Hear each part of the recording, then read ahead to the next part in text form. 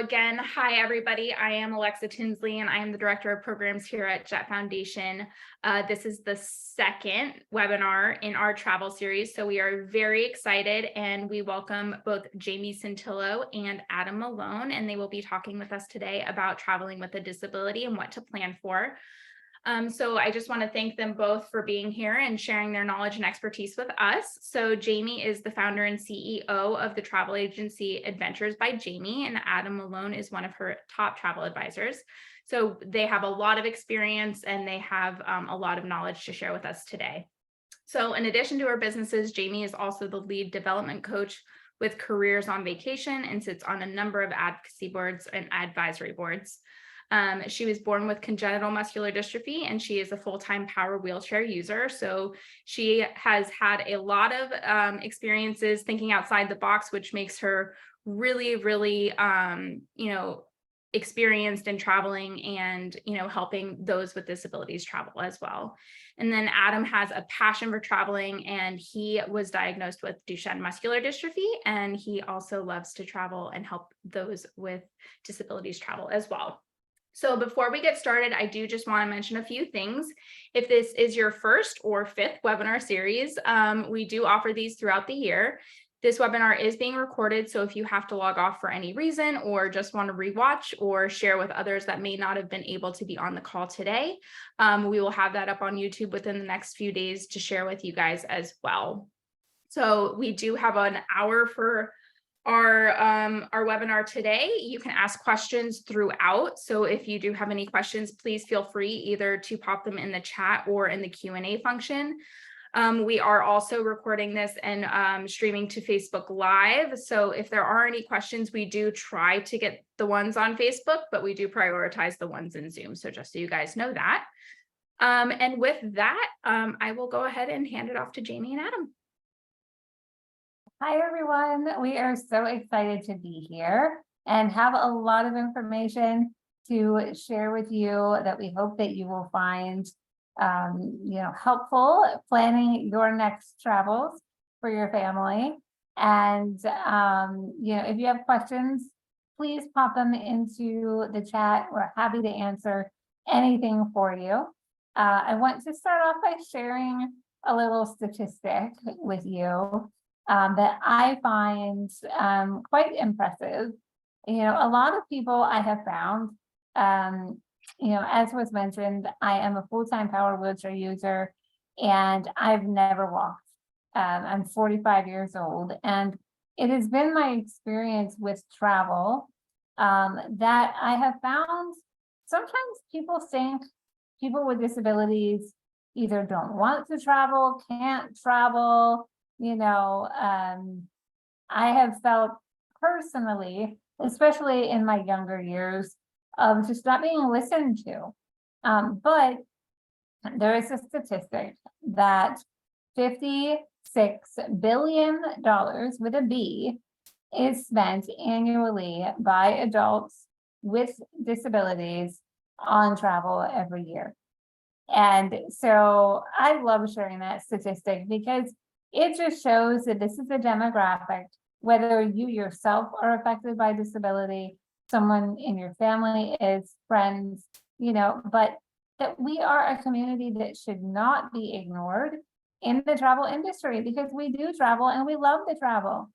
So back in 2019, I started Adventures by Jamie because I knew the personal struggles of travel and I wanted to make it easier for everyone else. And I was so excited when Adam came on board because again, he gets it, right? So our agency is a full service travel agency.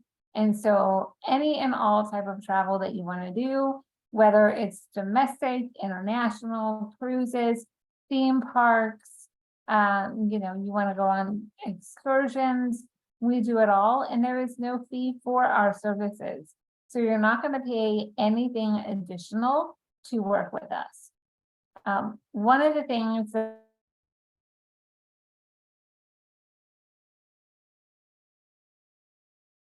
is you want to be and Adam, please jump in as well. Yep. You want to be as transparent as possible about your needs. Because, as an example, both Adam and I have a form of muscular dystrophy. We're both full-time power wheelchair users. What our needs are quite different. Hmm. So you can't assume that every wheelchair user, has the same thing. Yeah, You know? and I'd want to add is that some wheelchair users, like you said, are different, and some can self transfer, some need a Hoyer lift. So there are all these things that you have to take into account when you're traveling, because it's you see two people in a power chair, you may think that they have to do the same things in terms of transferring and all that kind of stuff, but really it can be really different. Right. So absolutely talk to your travel advisor about, what your needs are. How, do you transfer? How do you use the restroom? How are you going to go on excursions? Like, do you need a specialized vehicle? Are you in a power or a manual wheelchair? If you're going to a theme park, are you able to transfer independently? Because although the theme parks do a wonderful job of accommodating, they are not allowed to help assisting in transferring at all. So, being as transparent as possible, giving them as much information as possible is very, very helpful. So then we, as your advisor, can do our due diligence to make sure that your needs are met. In our role, it is our job to, confirm and reconfirm with the hotel or resort or cruise that you're going on to make sure that everything that you need is in place. And, we can never guarantee that challenges won't come up. But when you work with a travel advisor, because we hear all the time, well, what do I need you for? I can book it myself. Well, when you have a travel advisor, you have somebody to advocate for you. And when you have a disability, whether it's travel related or not, we all need people advocating for us, right? So travel is no different.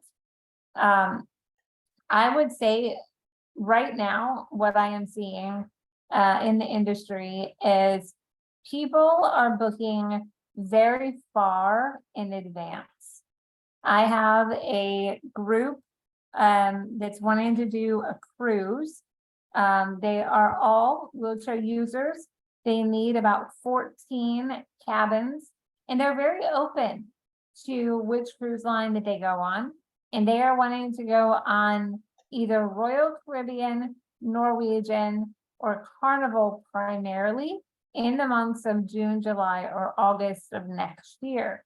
Now, most would think like, oh, that's ample time, to do this. When I tell you, I have found one cruise itinerary that has the open availability to, accommodate that many wheelchair accessible rooms. It's crazy. And they're like, what do you mean? We're planning early. So if you have travel in mind, especially if you need special accommodations, do not wait to the last minute, because 9 times out of 10, those accommodations are going to be booked. Yes, because another reason for that is that they mainly focus on like able-bodied staterooms and stuff. So they have they have a good amount, but they don't have as much as all the others. So you have to make sure that you get those specific rooms in time, or else they might be gone because they have a limited availability usually. Yes, and I would love to know, just so we can talk more about it, but if you guys have any questions in regards to type of travel that you want or are interested in doing, because obviously there are tips on every area. We book a lot in our agency. We book a lot of Disney. And I will say that, in my opinion, Disney, comparative to Universal, hands down wins on the accessibility game, for sure. They both have similar things with like disability access passes that work really. Adam, would you agree? Like they work the same, where you pre-register for a callback time to go on to an attraction. Yes, You it's know? if you've ever used at least at Disney, they use a system called a Genie Plus, and it's like that where you can book a time, but when you have the disability pass, you can just do it because you're disabled and can't wait in lines and stuff like that. So it's a super helpful thing that Disney does. And then also, I would like to note that there are a lot of attractions that even if you're in a power wheelchair, you can roll right on. Now, it's not all of them, but it's maybe 15 or so, but scattered throughout the whole resort. But it's always good if you can't transfer, there are always those options too. Right. Disney is very good about that. Universal, other than the Magical Express, which some people consider that a ride, some people don't. I personally don't, because if you do not have a park-to-park pass, you're not getting on the Magical Express. Or not the Magical Express. And what is it called? The Hogwarts Express. Hogwarts Express. There we go. You're not getting on that if you don't have a park-to-park pass. So, but that's the only attraction ride-wise that you can stay in your wheelchair to experience. Now the Minions ride there, they kind of accommodate where you can be in the room. It's a simulated ride where the ride vehicle rocks you back and forth. But if you're not able to transfer yourself, you can sit on the floor that is stationary, of course, and still watch everything. You just don't experience it to the level that everybody else would. So I guess maybe there's one that you can stay in your chair to do. But I mean, if I'm going to pay, just my opinion, but if I'm going to pay theme park pricing, I want to truly experience the theme park. Yes. One of the things too that I do want to acknowledge with the accessibility passes at both parks, just because you are a wheelchair user does not qualify you for that pass. There has to be a reason why you cannot wait in line safely. So as an example, I have a heart condition. I actually have a defibrillator as well. So if I get really overheated, that could be a problem for me. That is what qualifies me for the pass, not because I'm in a power chair. Yes, I've run into the same thing since I don't have any other conditions besides muscular dystrophy. They won't give me the DAS pass, so I still have to do all the Genie Plus and stuff. So that's why there's a difference between different people in wheelchairs. People need different things. Yep. So, but they are very, very accommodating. I feel like I've stayed on property a lot at Disney, and it is very, very accessible. I love the Disney transportation. I mean, I could ride the Skyliner all day long. Oh, yeah. It is so fun. It's just so relaxing to me. But Skyliner, the monorail, the boats, the buses, all wheelchair accessible, super, super nice. There are two companies that I will say partner with, but they're not part of Disney or Universal. One of them is called Nannyland. So Nannyland is nanny services for everywhere, anywhere from infant to senior adults, that the family just needs extra help. They are all special needs certified, that are on the team. Now, Nannyland only do Disney, whether it's Disney World, Disneyland, cruise line, Adventures by Disney, the Alawani Resort, anything Disney related, they do.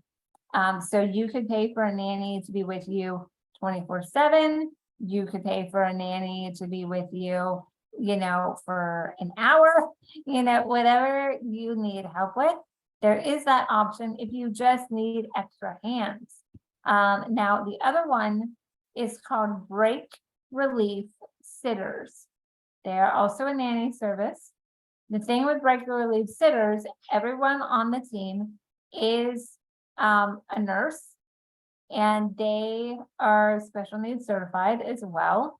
But they will go anywhere that you're going. If you're going to Europe, they'll go to Europe with you. They don't just do Disney.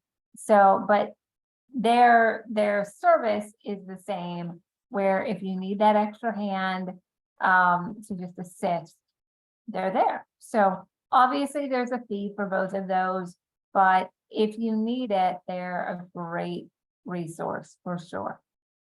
For sure.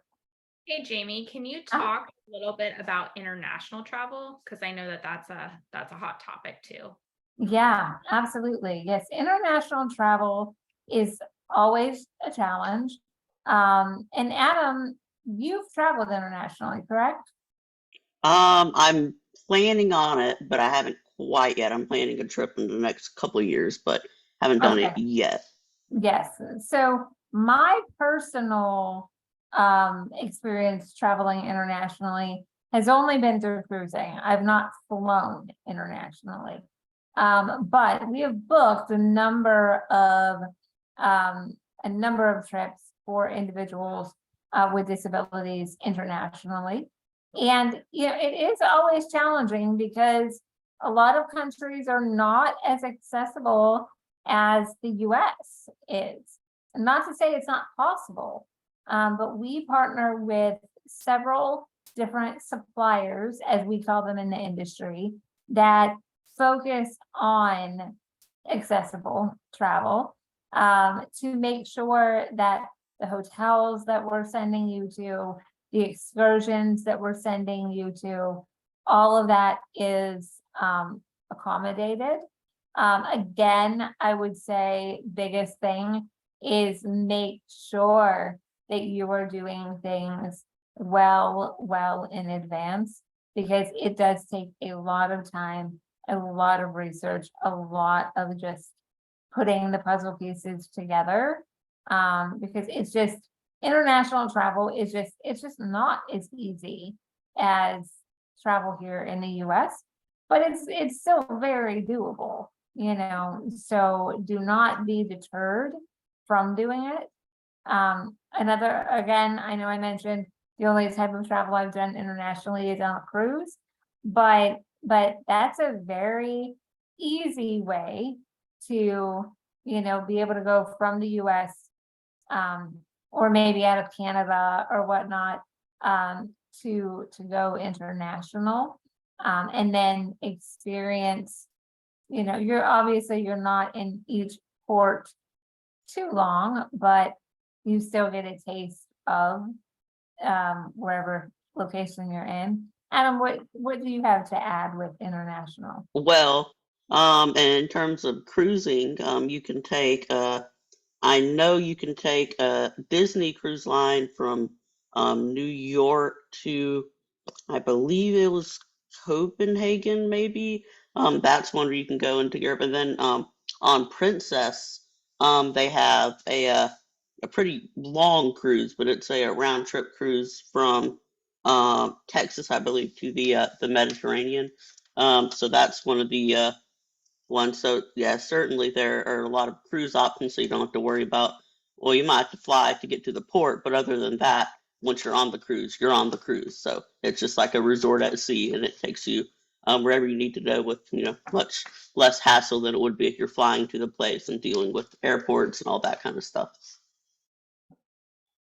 Yeah, so definitely, that for sure, I would say, it is very helpful to work with a travel agent.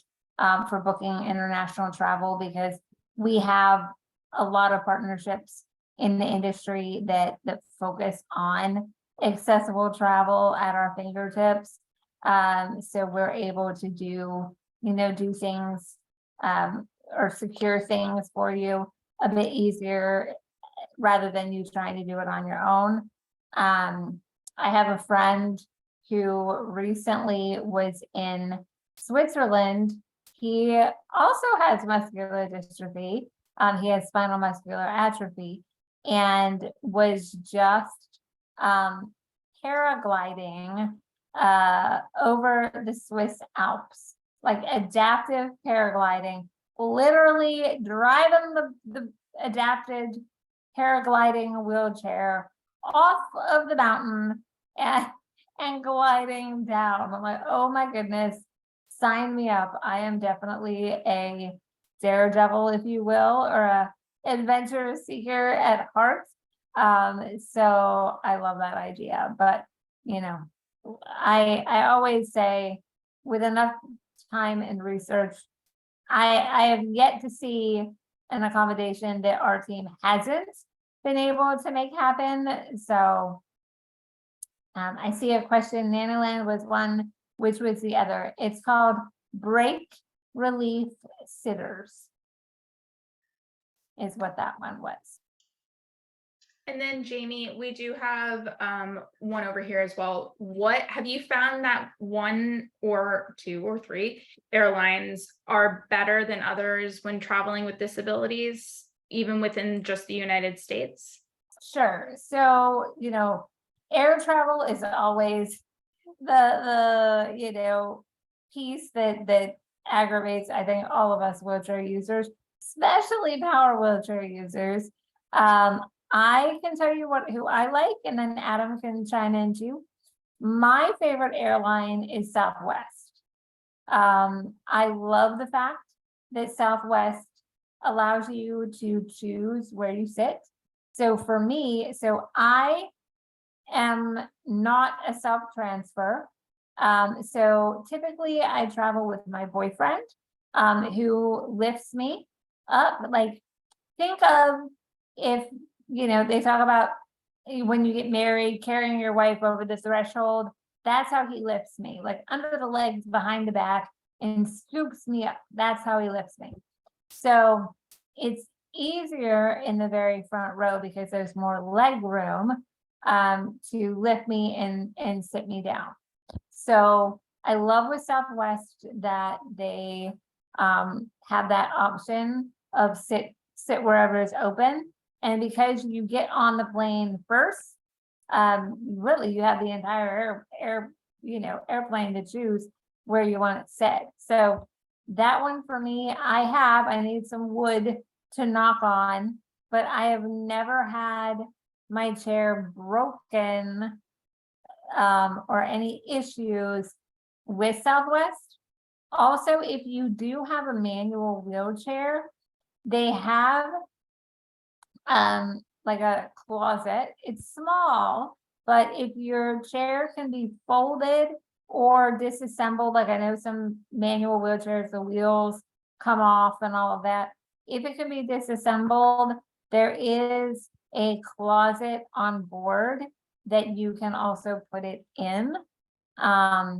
So that is an option as well. But for me, it's Southwest. Adam, what about you? Yeah, well, I was going to say Southwest as well. Another reason because their whole fleet is all, I believe, a Boeing 737. Their whole fleet is just comprised of those, so you know what you're getting whenever you get on one of those. And then also, if you are in a manual wheelchair, and I'm not sure if they let you do this, but every flight, but if you're in a manual wheelchair that's small enough, you can go up to the seat, and if you're a self-transfer, transfer and then put it in that closet. But that's, if you're in a power chair, that's really not possible. And it's not possible with all manual chairs either. But Southwest, I think, just in terms of a budget, and then they're just easier to work with than all the others. And then another one that is, they're all different, but Delta can be good as well, just with the uh I guess all when you're transferring into an aisle chair, that's all the same. But Delta has like different aircraft and different configurations and stuff. So if you want to try out something different, Delta, I think it's a good one too. And then we do have a question from Facebook. Do you guys help with travel for students that maybe want to study abroad?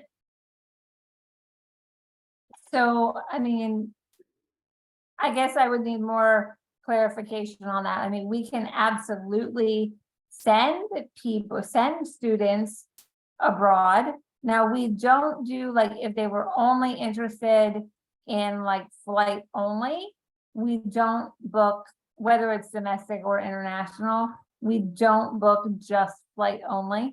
But I guess I would need more clarification on what they're asking for that. I'll let you know if it comes in, but that's good to know. And then is there anything that you guys can think of that people need when traveling but tend to forget?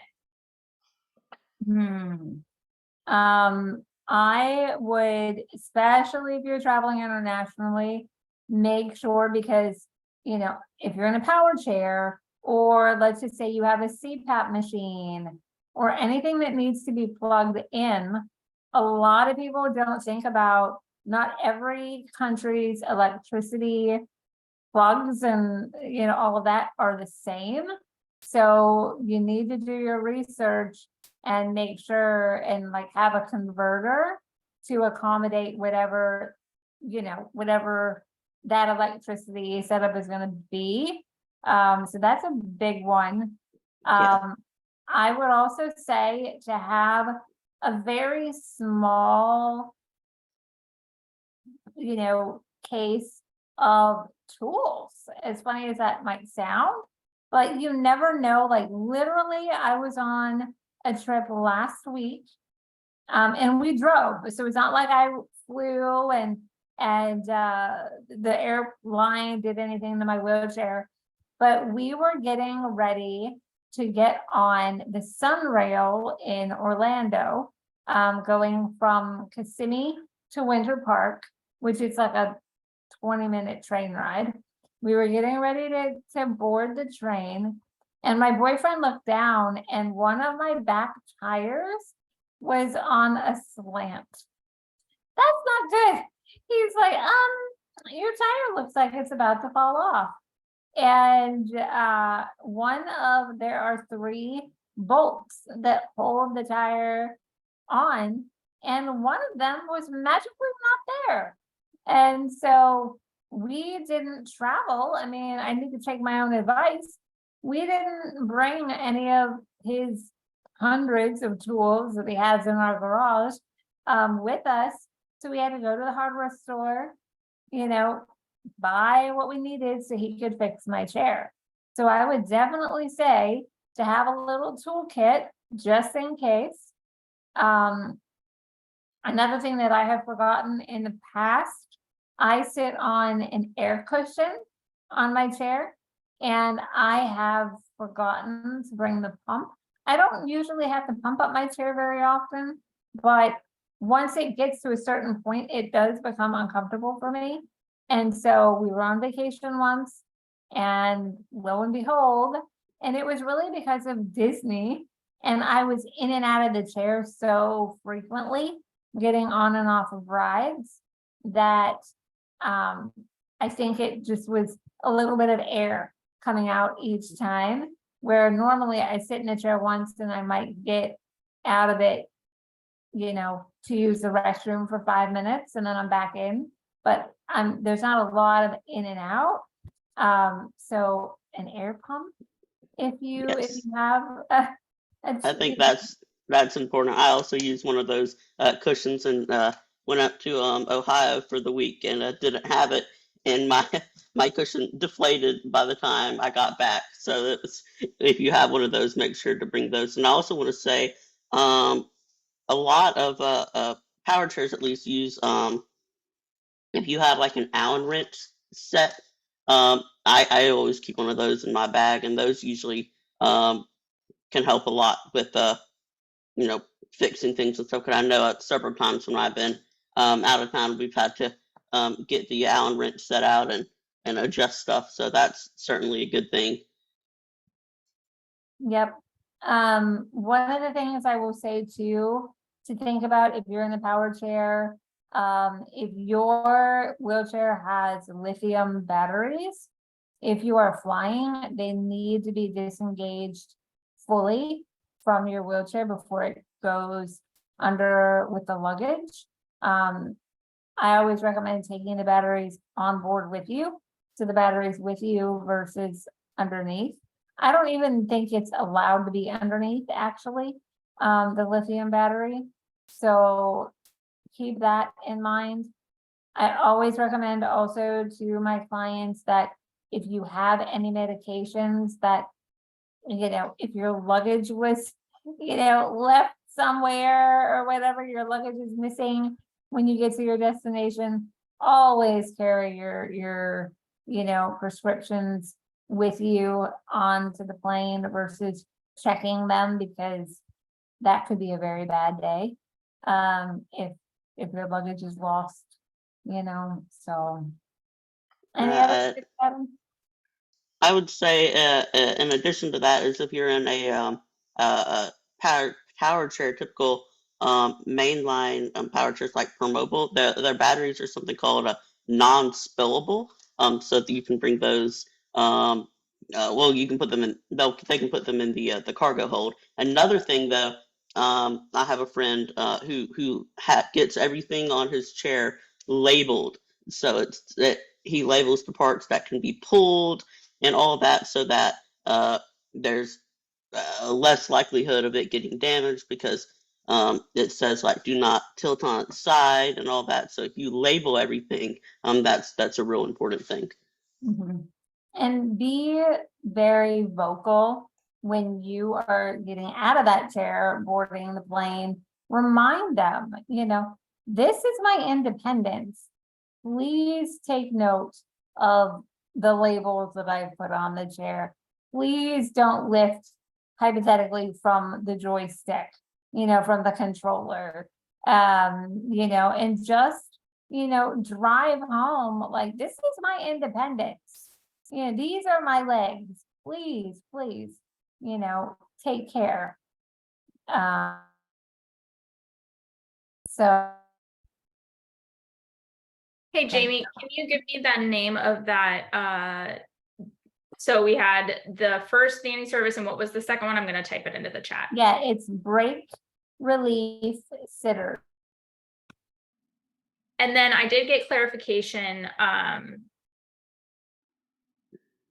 Do either of those services help when going abroad? I think that's the question. Yes, is break relief sitters does. Perfect. Now, Nannyland does, if it is like Adventures by Disney, which is primarily international travel, guided tours, but hosted by Disney. They would do that with you, but if it's not Disney related, then break relief sitters would be the answer. Thank you. Yeah, of course. Talking a little bit about cruise lines. I know we've mentioned we think that cruise lines are extremely helpful and accessible for travel. I want to share with you my experiences with cruising, and then Adam can talk about his experiences. I have cruised on Royal Caribbean and Disney, both of which have been extremely accessible, extremely helpful with any requests that I had. Royal Caribbean, I am very impressed with program, not only for those that are wheelchair users, but they have an extensive autism program, an extensive hearing impaired program. The director of the disability department is hearing impaired himself. He's a very, very nice gentleman. I work with him all the time. But Royal Caribbean, I feel, has gone truly above and beyond to make it as accessible as possible. Disney, I was just earlier this year in February, Kevin and we went on the Disney Wish. So Disney's newest, biggest ship until the Treasure comes out next year. But so we were on the Wish. When I booked it, I did not know this, but the Disney Wish has the only ADA water slide of any cruise line, period, to date. It's called the Aqua Mouse. And, you know, I'm 45. I've never been able to ride a water slide because there's steps. Like, how do I get up onto a water slide? But they made it so easy. There's a lift that takes you up in your chair, or even if you have someone that just has a hard time walking upstairs, they can use the lift as well. But it lifts you up to the loading platform. Typically, this ride is like an omni mover of rafts, where people just hop on and off. If someone like myself is going to ride, they stop the ride. It's a 2-person raft, so 2 circles connected together. But the thing I liked about these rafts specifically, most of them never have backrests on them. Although I can sit without a backrest, if I'm going on a ride like a water slide, that would be difficult for me. I mean, I have decent balance, but not great. You know, my core strength is weak. And so I like the fact that there was a backrest to give that extra support. So you take as much time as you need. If you are able to independently transfer, because again, it's like floor level that these rafts are going to be. They give you the option. It looks like stairs that they put close to your wheelchair, and you can slide from one stair to the next to get to the level of the raft. Now, Kevin, my boyfriend, just picked me up and put me in it. So we did not use that because I can't transfer myself anyway. So they allow you to ride twice in a row as well, because they know that it's harder to get on and off. So they asked me, do you want to go twice? And I said, oh, I don't know, because I've never done a water slide. Let me see how we do the first time around. You guys, it was one of the funnest things I've ever done. Kevin sat behind me, and he's 6'4". He's a tall guy. So I said, you know, put your legs around me a little bit to give me more support. But we had the best time. So we did ride it, you know, a second time through. But I was so impressed that Disney had done that. And I'm betting that their future ships, like the Treasure coming up, I bet they're going to have something like that as well. Yeah, so I would say Royal Caribbean, at least in my opinion, is good for accessibility. In most of their ships, they have at least one pool that has a lift. In Disney, I know that in a lot of their ships they have the sort of like portable pool lifts that they can move to each pool. But what I like about Royal Caribbean is that at least one of the pools, because you know they typically have several, have a lift to get in the pool. So yeah, I would say Royal Caribbean probably. But you know Disney also is great as well. Yeah. So does anybody have any questions on cruises that were for you?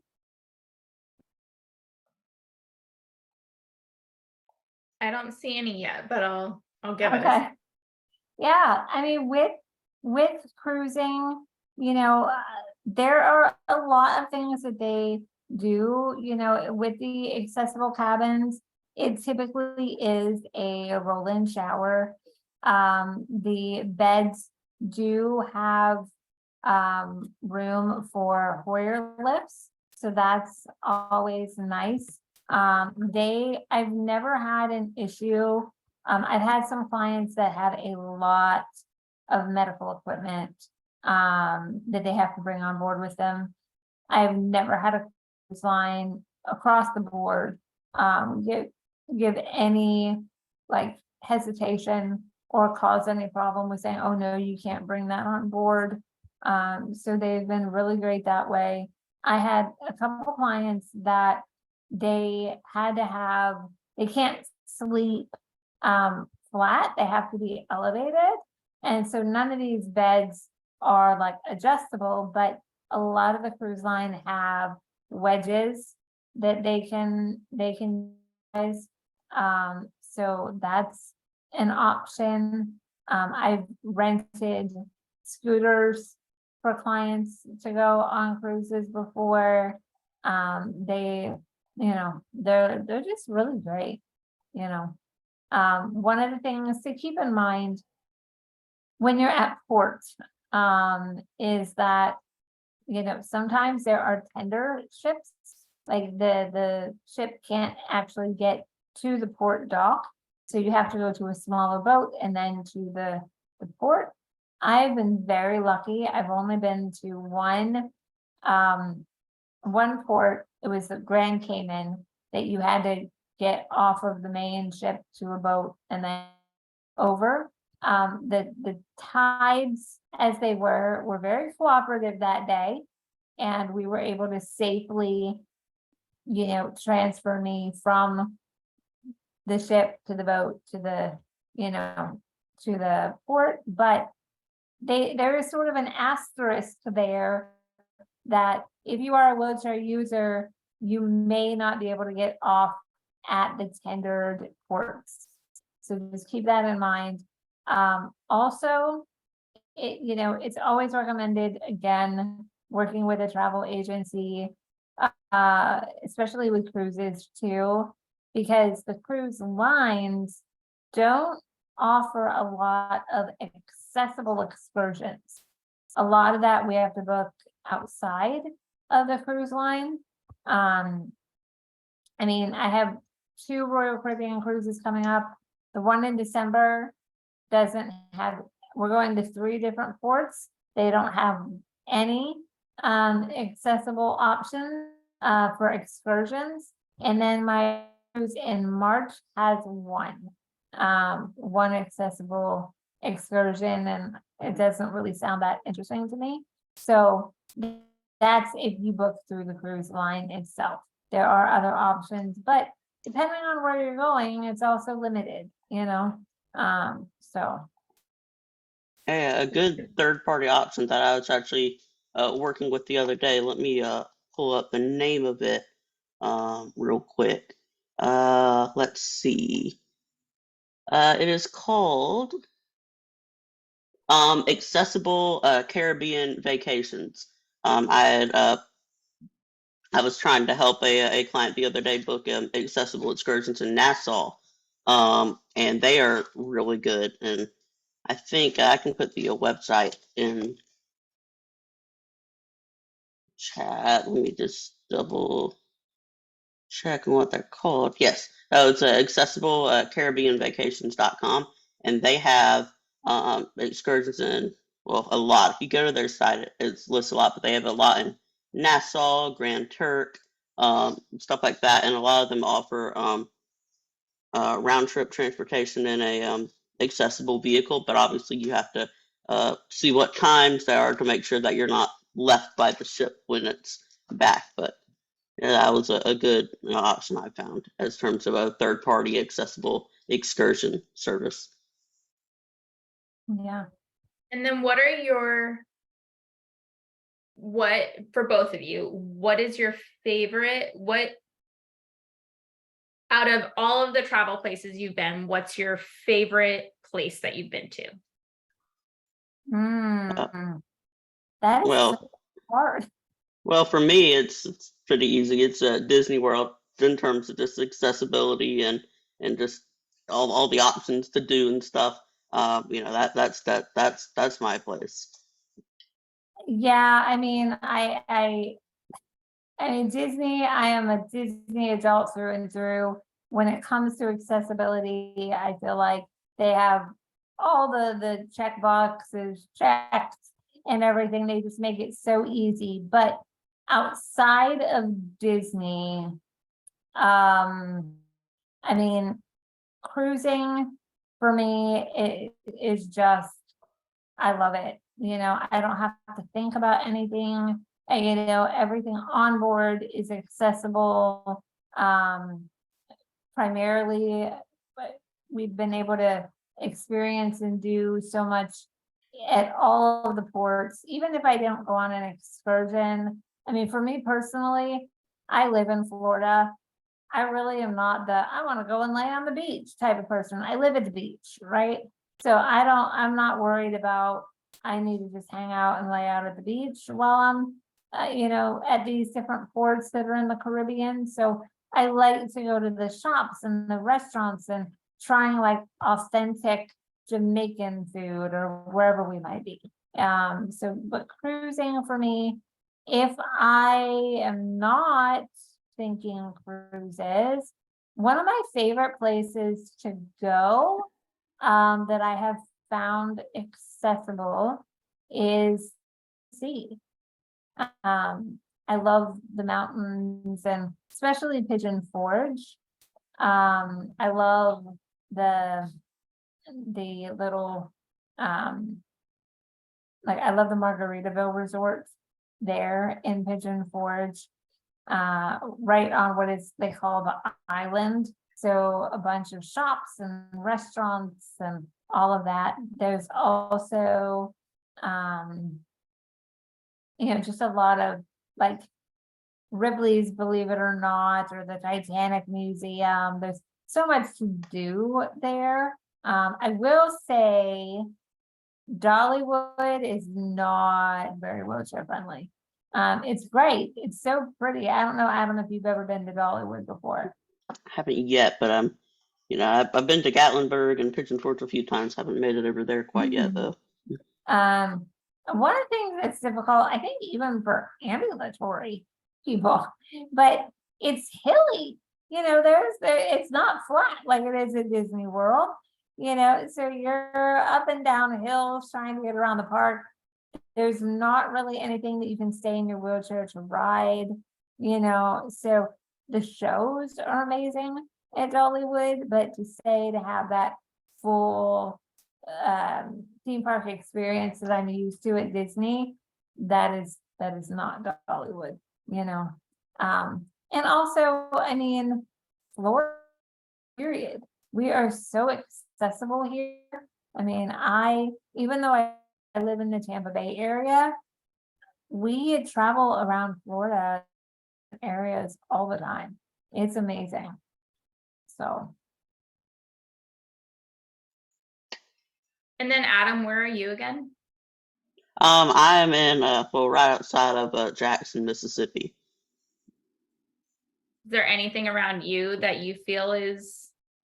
I would say down and the Gulf Coast of Mississippi has a lot of things that you can do that are accessible, but in terms of like theme parks and stuff like that, there's not really much. We mainly have museums and stuff around here that are all accessible. If you're into like culture and old Southern history, then that's really what's the big here in Mississippi.